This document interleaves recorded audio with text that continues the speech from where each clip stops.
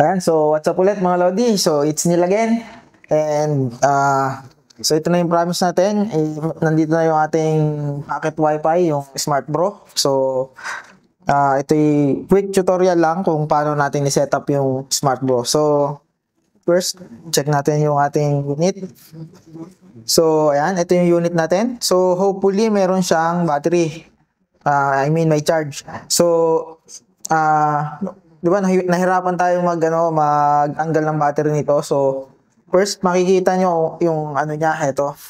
Yung kanyang yung clip na yan. So iangat nyo lang to. Yan. So a little bit of prying, so it will come out. So ito yung kanyang battery. So previously na naka-install na to. Wala akong kuko, sorry. Hindi natin makuha. So ayan. So ito yung kanyang battery. So yung SIM niya, ito yung SIM slot, kita nyo ba? Ay, sorry, dito pala dapat. Sama ba? So ayan. So ito yung ating SIM. Yung ating SIM, hanapin natin kung nasaan.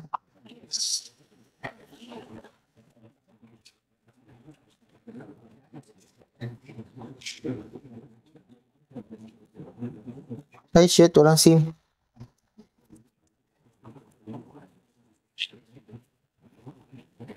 Oh no God, walang SIM.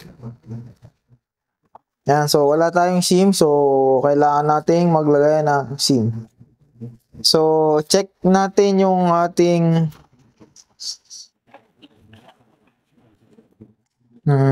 SIM.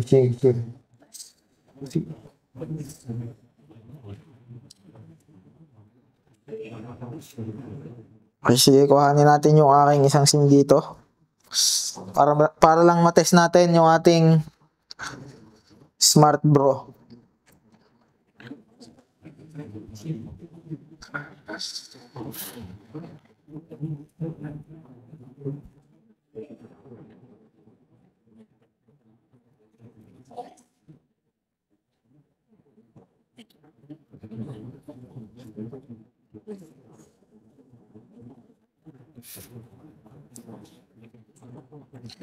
Ayan, so installation ng SIM.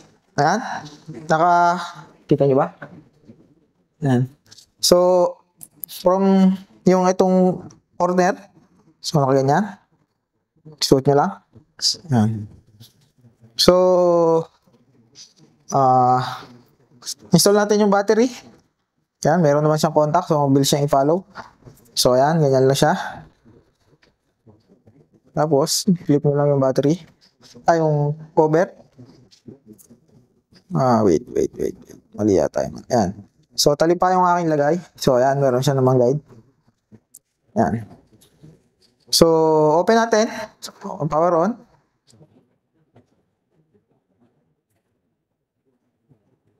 Ayan. So, welcome. Power on na. Hold nyo lang for about 3 seconds. So, kailangan natin ngayon is yung kanyang USB-C na connection. So, meron ako dito yung USB-C.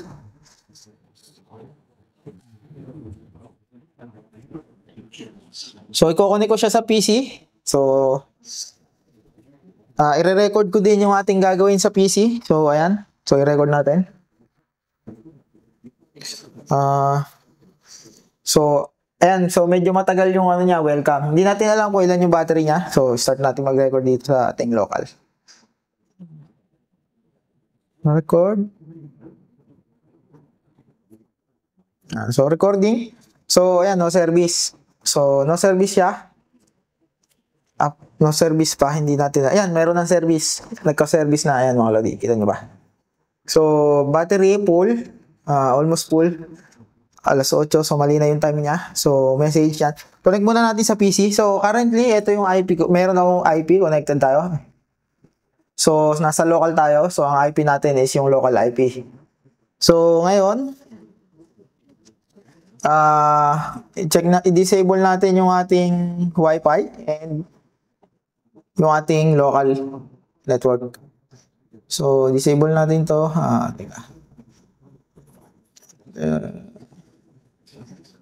Saan ba ating settings? More settings. Network. Saan yung ating?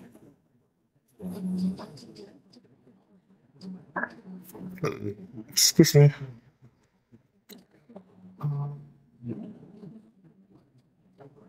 Ay, nasa nga ba yung ating...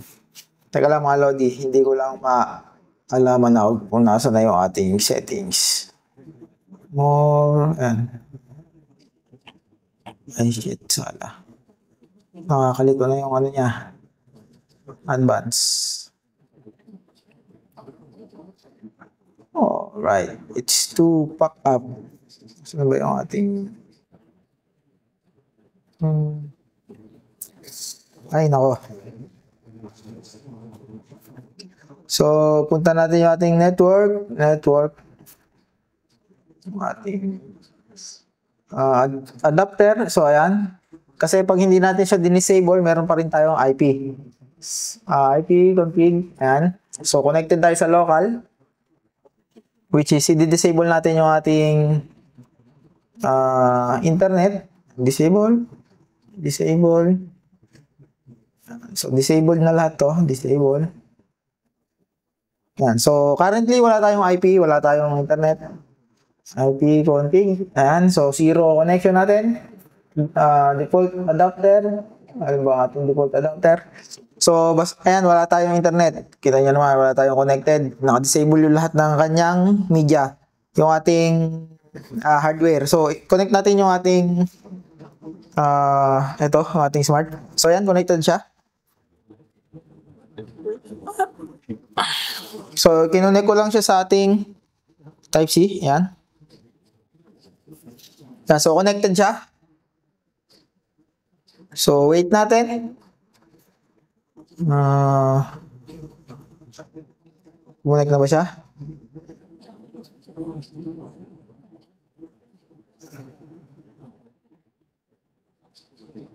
Yan. So, pwedeng ang gawin natin is kumonect tayo through Wi-Fi. So, i-open ulit natin yung ating Wi-Fi. Kasi hindi natin alam kung kumonect tayo. No? So, hindi siya nagko-connect doon sa ating LAN. So, I think hindi siya compatible doon sa Type-C. So, wala tayong Type-C to USB-A na... Teka, meron... Teka lang. Meron yata ako ditong wiring. Hanapin natin.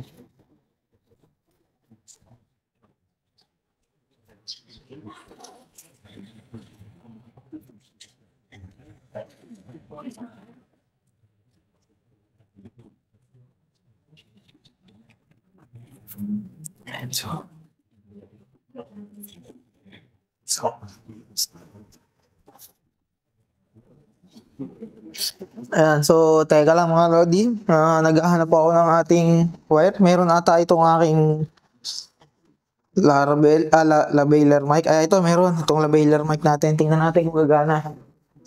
So sa USB tayo. Kasi mukhang hindi compatible yung ating Type-C. So USB tayo. USB-A to Type-C. Yan, try natin.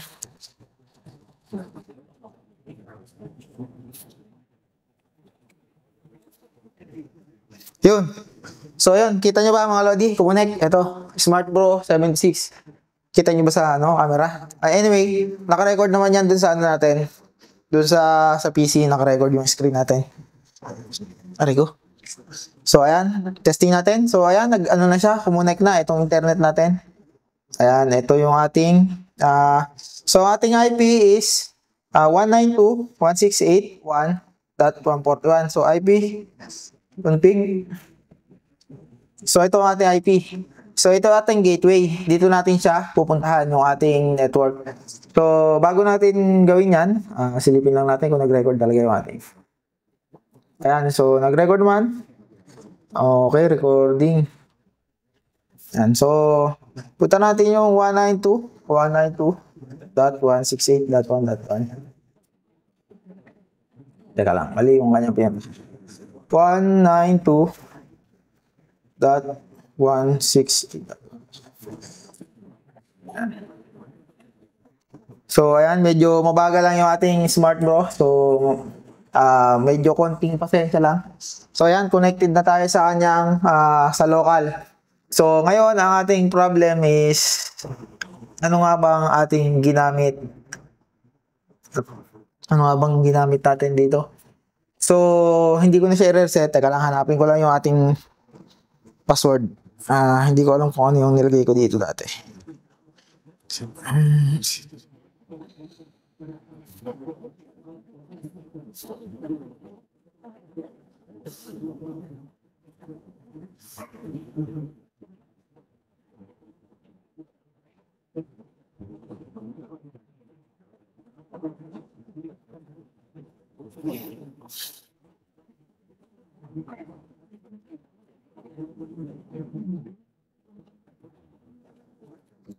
Ayan, so ito. So,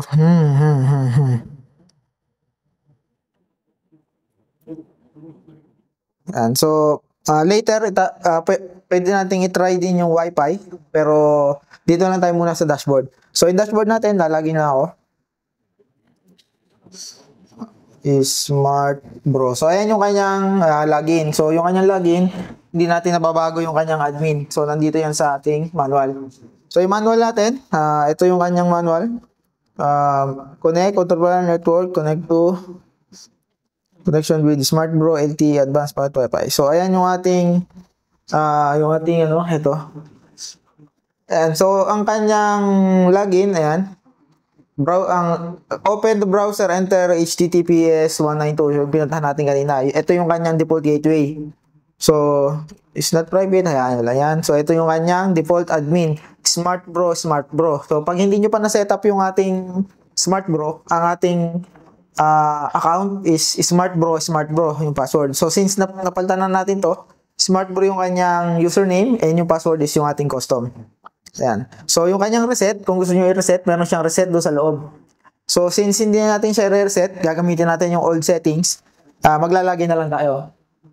So, ayan. So, ito yung makikita nyo. Ayan yung guide. Malapit doon sa SIM, yung may pin hole. So, pindutin nyo lang. Kita nyo ba? Ayan. So, tingnan nyo na lang doon sa guide kung nasaan yung pinhole. So, katabi lang siya nung SIM tray. Ayan. So, proceed tayo sa ating manual. So, Smart Bro. Ayan. So, KOPCB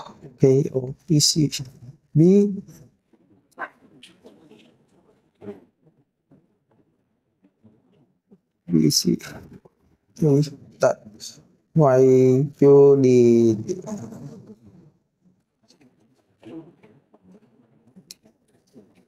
Yan. So, lagyan. Mali ang ating password. Teka. Ulit.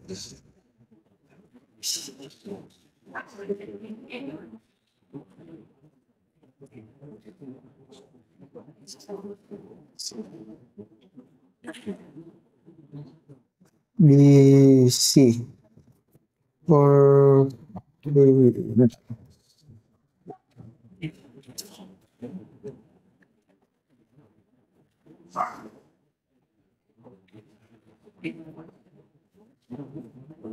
so, ayan, dito tayo sa meron tayong message na na-receive. So, hindi na natin i-open yan kasi yan ay yung aking SIM. So, display password. Ito yung ating packet Wi-Fi. Ito yung makikita nyo sa SSID. So, tingnan natin kung makikita natin itong Smart Bro na to. I-open ulit natin yung ating control panel at i-enable natin yung ating Wi-Fi. So, not connected yung Wi-Fi natin. Makikita natin dito, IP config. Ayan. So, IP config, ito yung ating route, yung default gateway. Ito yung ating IP sa PC ngayon. So, yung ating Wi-Fi, makikita natin. So, i-on natin. Si Smart Bro is nandito. Ayan, si Smart Bro. So, connect. Ayan, pero ito si Smart Bro. Ito yung ating target. So, anyway, patayin muna natin. So, proceed tayo dito sa ating advanced settings. Account management, dito tayo. So, by load, ito, ano lang to sa SIM natin. Kung gusto nyo mag-browse dun sa Smart Bro, gamit yung Smart Bro, pa-browse nyo yung SIM settings. So, sa advanced tayo, cellular. So, ito yung ating mode of connection. Ito yung primary way of natin connecting to the internet.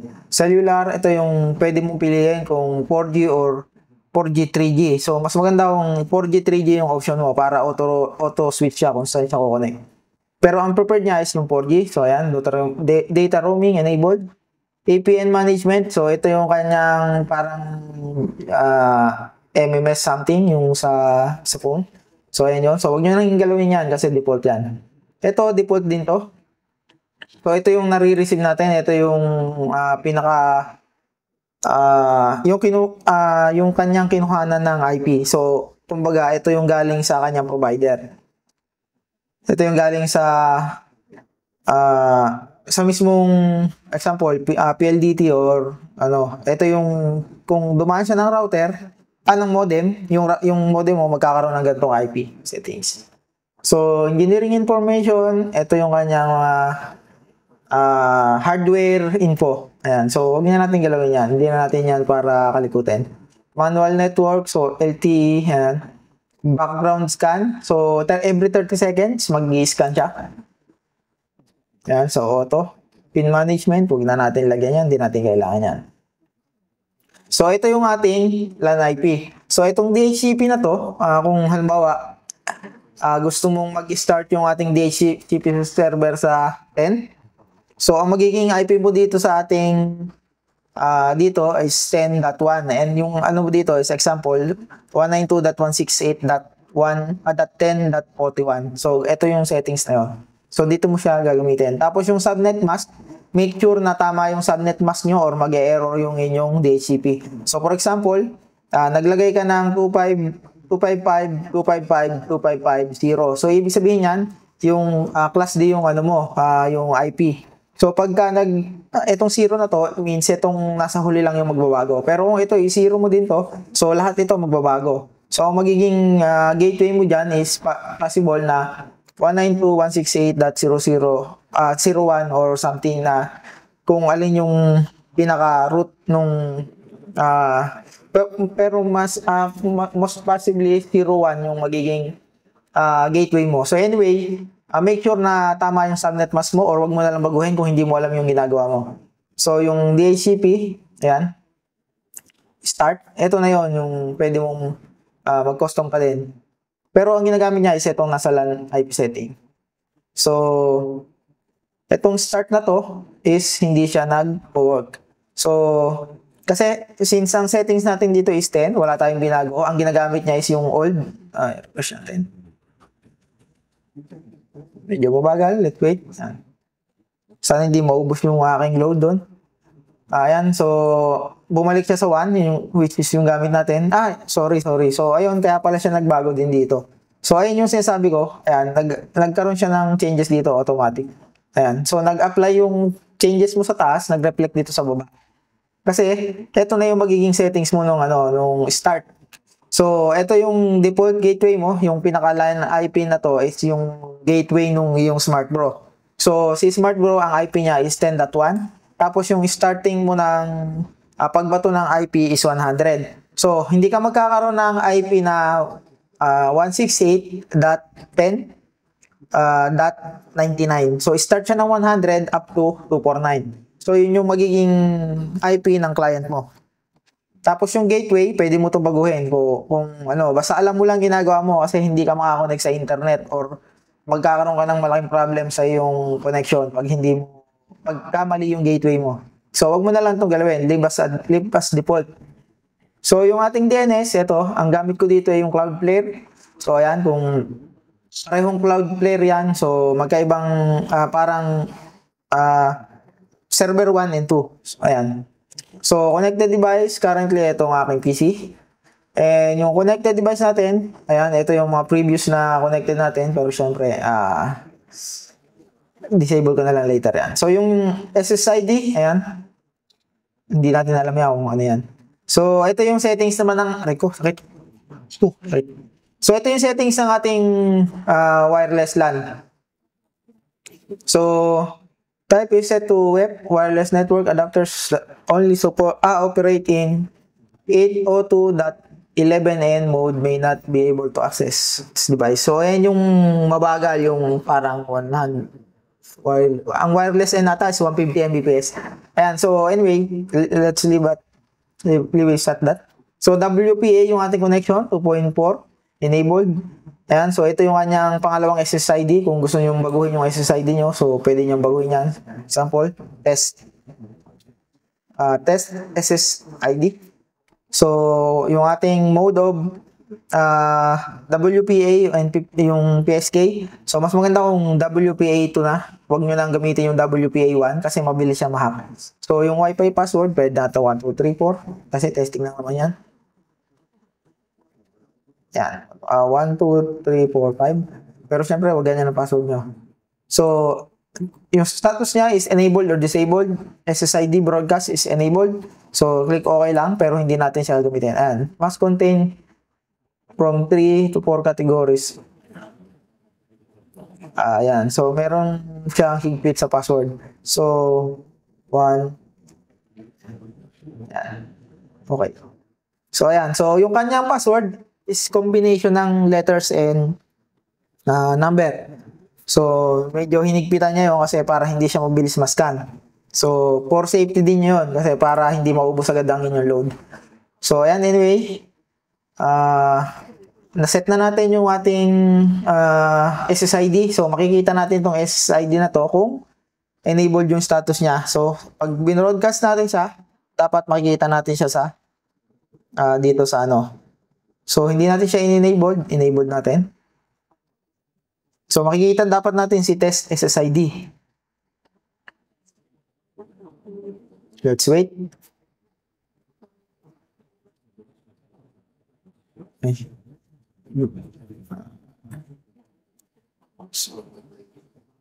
Yan, modify successful. So, dapat makikita natin siya. Ulit. Yun, si test SSID. So, kita na natin si test SSID kasi nag-modify success na siya. So, anyway, disconnect ulit tayo dito. So, okay. Disabled. So, hindi natin kailangan yan.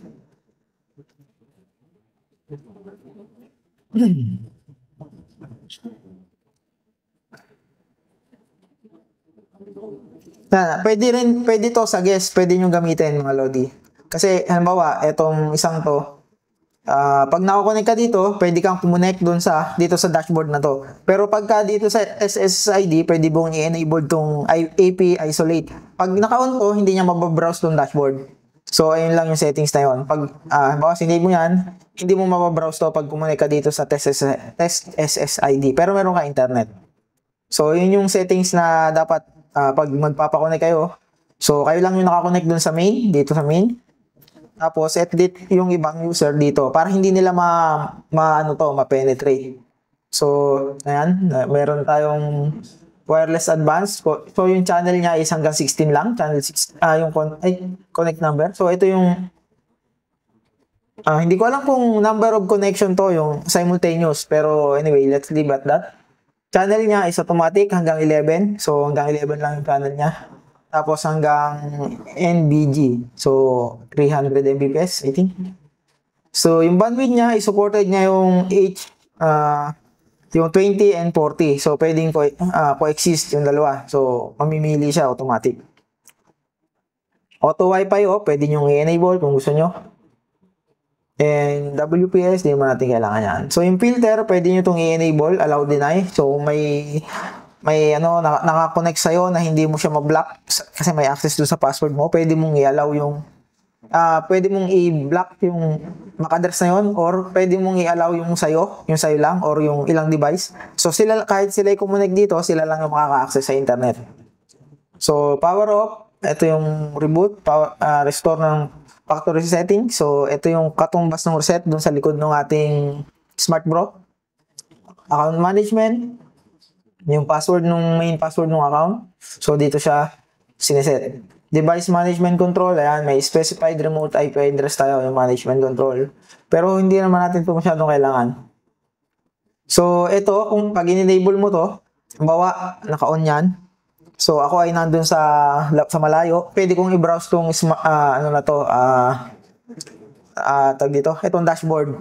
Pag in-enable natin tong one na to. So, ang mangyayari niyan, yung ating pinakita kanina, yung ating nakuhang IP. Kasi itong IP na to is local lang. So, yung ating kaninang internet, nandito. Laglag na. Yan. So, yung nandito sa ano natin, sa APN management,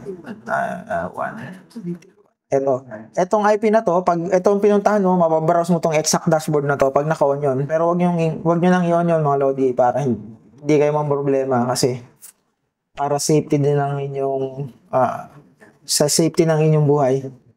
So, ayan, yung NTP server lang, wag nyo nang baguhin yan. Device information, ito yung kanyang, so, ayan. Ito yung aking SIM. So, syempre, ibablock ko yan mamaya. Firewall setting, yan. Pwede mong i-enable dyan. Mas maganda kung naka-enable. Pero, hindi naman yan katiwala.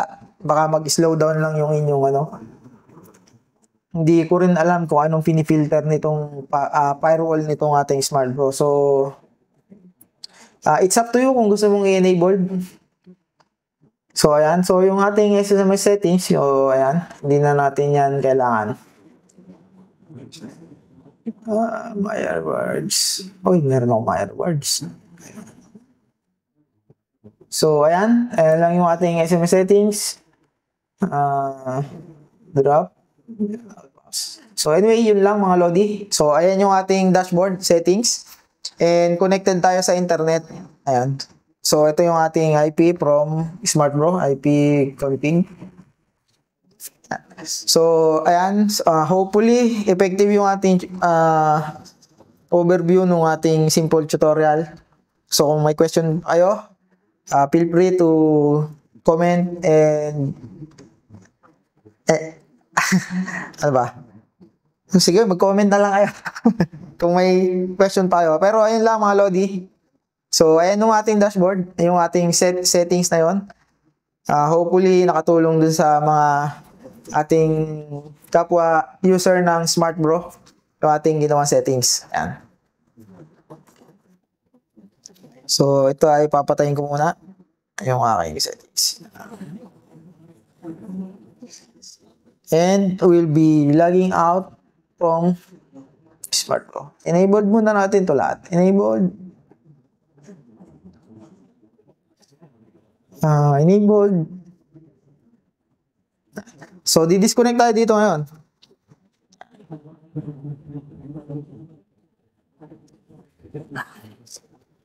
So, ayan, disconnect na tayo. Kukunin ko yung aking SIM.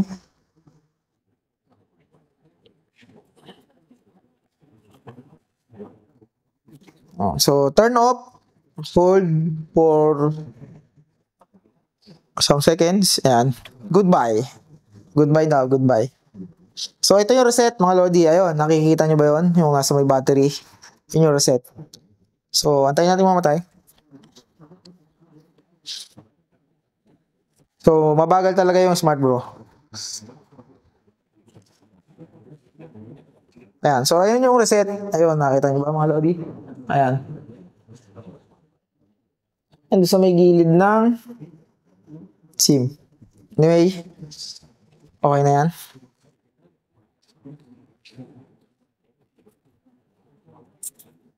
Uy, ano yung tumalsik? Ang galing to. Dito.